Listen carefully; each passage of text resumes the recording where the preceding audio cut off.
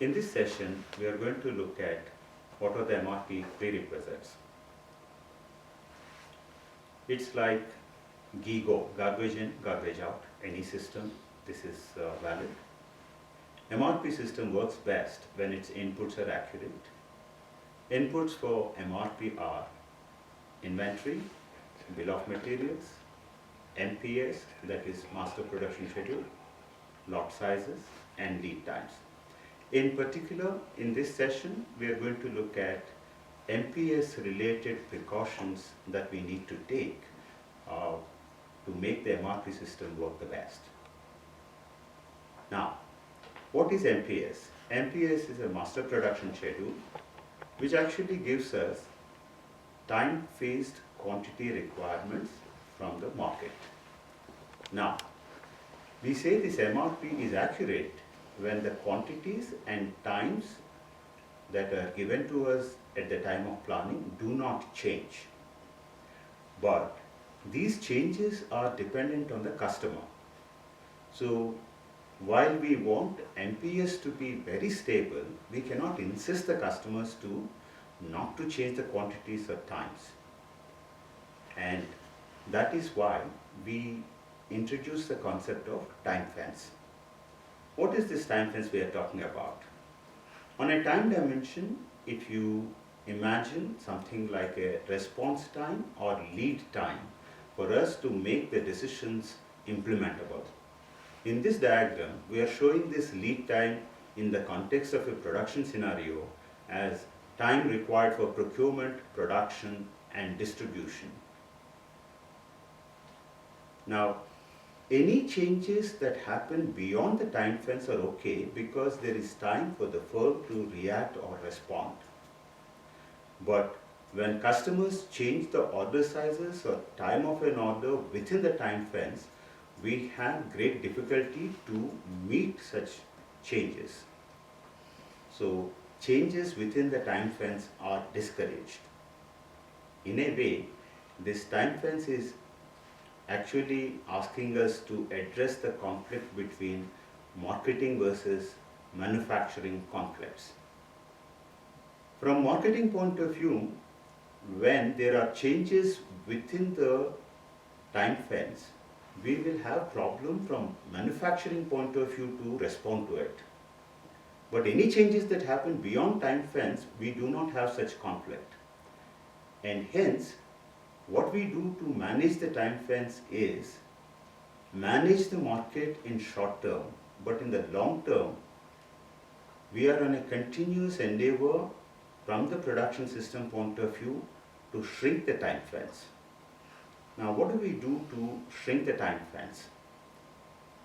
As we said, time fence essentially is consisting of procurement, production, and distribution. So, to shrink the lead time related to procurement, we can do various things like supplier development, storing inventory, and so on. Likewise, in case of production lead times, we can resort to improved production process, improved production layout, or keep excess capacity, or improve our technology to reduce the lead times. Now, from the point of view of distribution lead times, we can always look at better distribution channels or better logistic systems. Likewise, you can think of giving some more examples how we can shrink the time fence. While these are the commonly used type of strategies to manage the time fence, let us look at a couple of other ideas how we can manage the time fence. Here, look at the product structure. What we are showing here is a generic product structure that from lowest item, raw material bought out finished, progressively assembled to make the final product. This process of assembling items progressively to make the end product, we can show it in a graph like this. On that vertical axis, we are showing lead time, and on the horizontal axis, we are showing the cost added as we keep assembling these items. Now, depending on the process that we are using to produce this product, This lead time cost added graph can be broadly seen in any of these three types.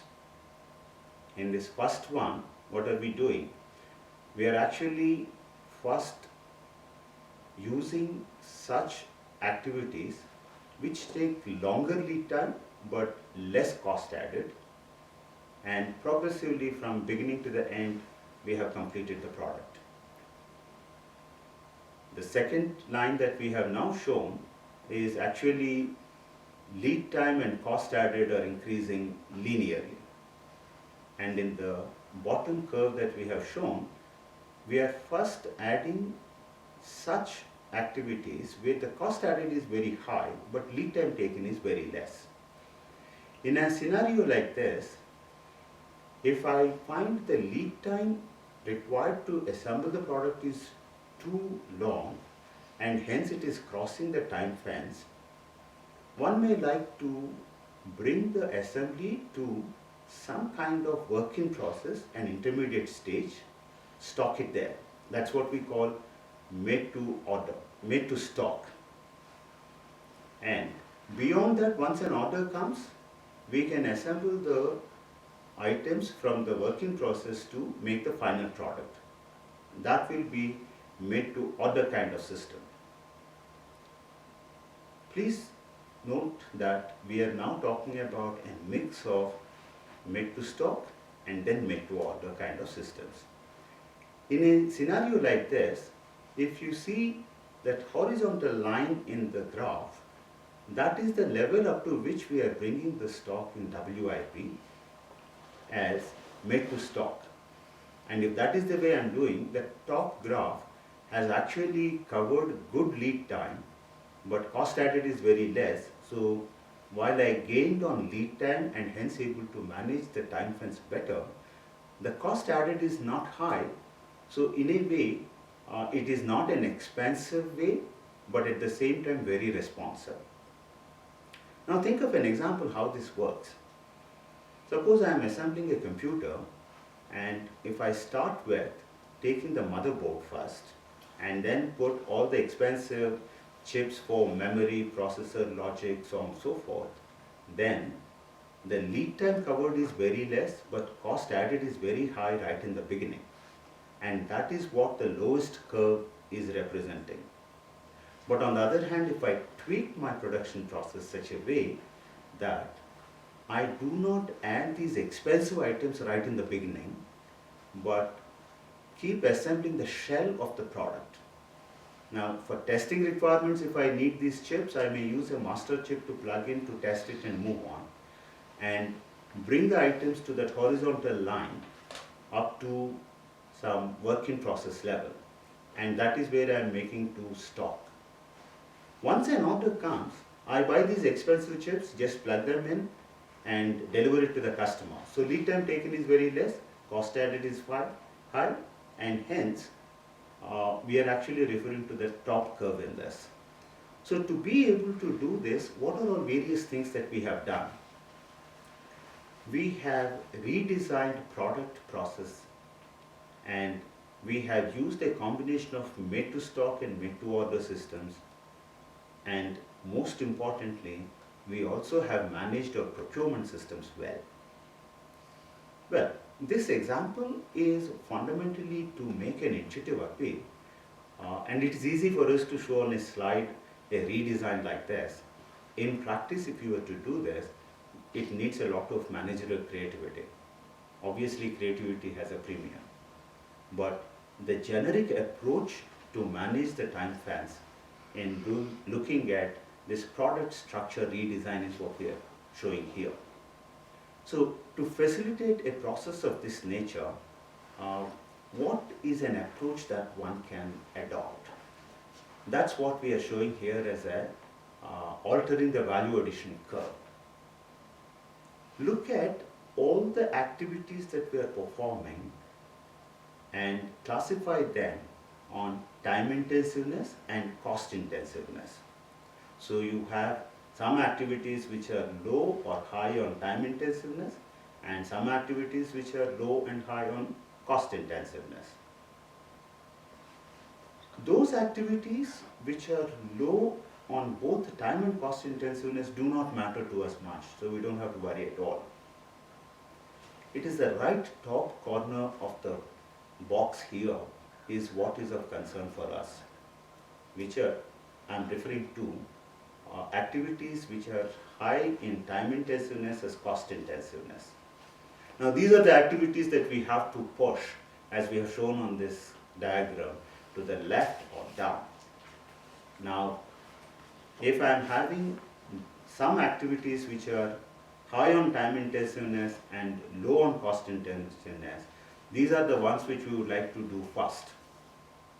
By doing this, what are we doing? We are covering the time as much as possible to bring the entire work to that requisite or desired WIP stage.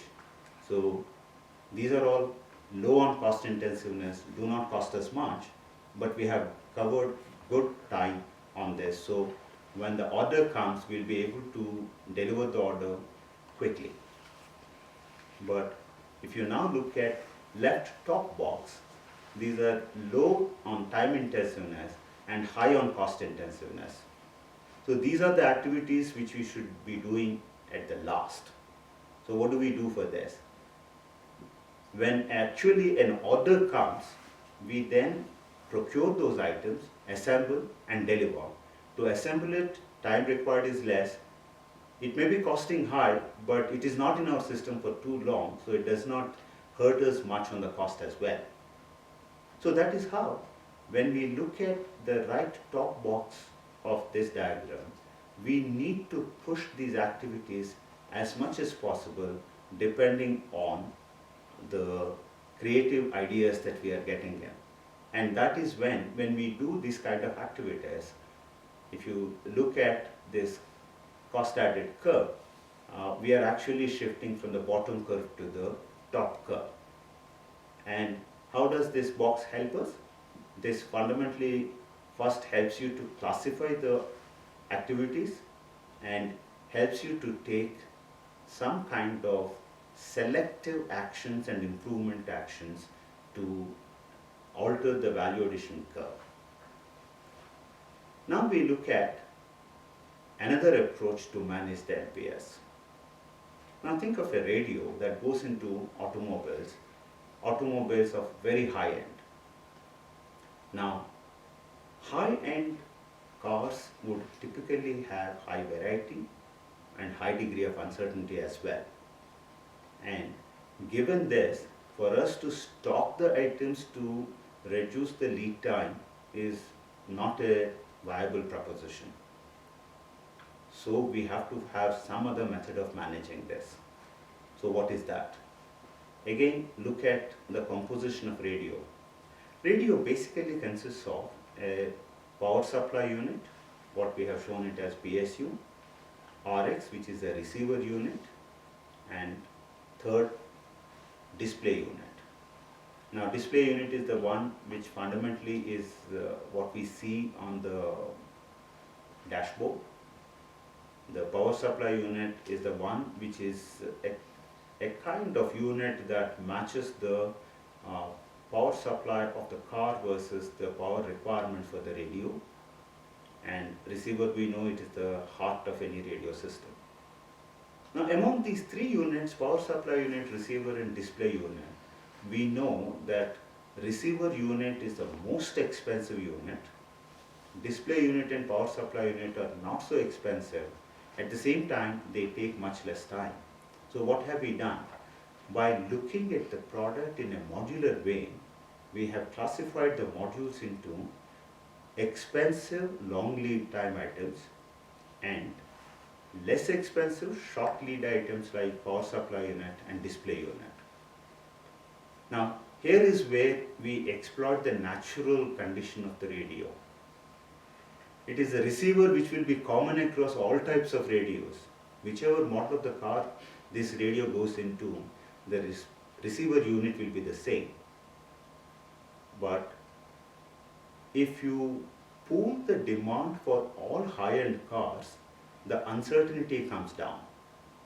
And hence, it makes sense for me even to think of some kind of made to stock kind of production system where the additional safety stock that you are keeping is also not very high, but such receiver units which are very expensive, I have reduced the safety stock requirement. Now, as far as power supply units and display units are concerned, we can make to order once the order comes, or even if we keep them in anticipation and keep stock, they are not expensive, so they don't hurt. So, what is the basic message that we are getting from this approach? Think of the product in a modular design way. See that the expensive long lead time items are common across the various variants that we have to produce, make them to stock, and additional safety stock requirement will come down because of the pooling, and less expensive short lead items we can make to order or keep them stock. It doesn't hurt because the cost is not very high.